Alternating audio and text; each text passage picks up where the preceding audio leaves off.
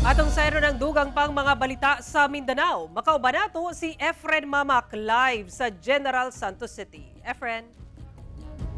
Salamat, Sara. Nangamatay ang halos 20 ka toneladang tilapia sa Lake Cebu South, Cotabato.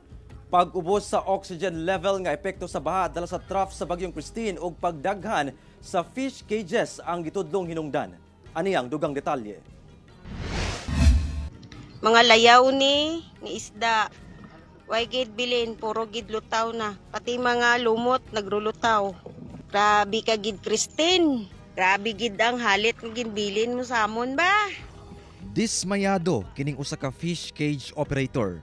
Human nahurot og kamatay ang mga nahibilin nga mga binuhing isda nga tilapia sa ilang mga fish cage sa Barangay Poblasyon Lake Cebu South, Cotabato, atol sa pagbisita niini kaganinang buntag. Sumala ni Jose Muyko, ang Deputy Fish Warden sa Office of the Municipal Agriculture Lake Cebu. Gibana-bana ang anana sa halos 20 ka tonelada nga mga tilapia ang nangamatay.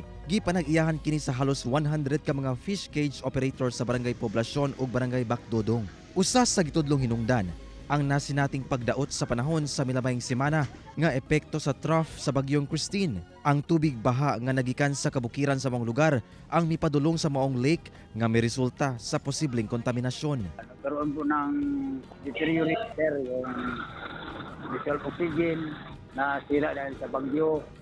Environment na naepektuhan. Kasi yung water source from galing sa ulan, yung rin contaminated. Gawas ni ini, gitudlo sab nga laing hinungdan ang pagdaghan sa fish cages sa maong palaisdaan. Nalukop na kuno ang 70 hectares sa maong lake, hinungdan nga nag-ubos na sab ang oxygen level ni ini. So, meron na kami land management plan na i-reduce ito of 70 hectares. Ang allowable lang is 35 hectares ang buong lawa ng Lake Cebu ang malagyan ng fish cages. Hinungdan nga nag-emergency harvest ang fish cage operator sa nabiling tilapia aron adunay mapuslan.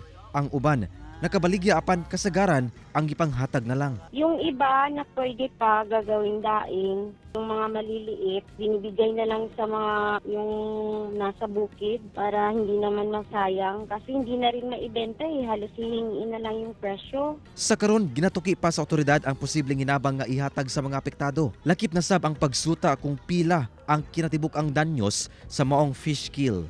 Efren Mamak, 1 Mindanao.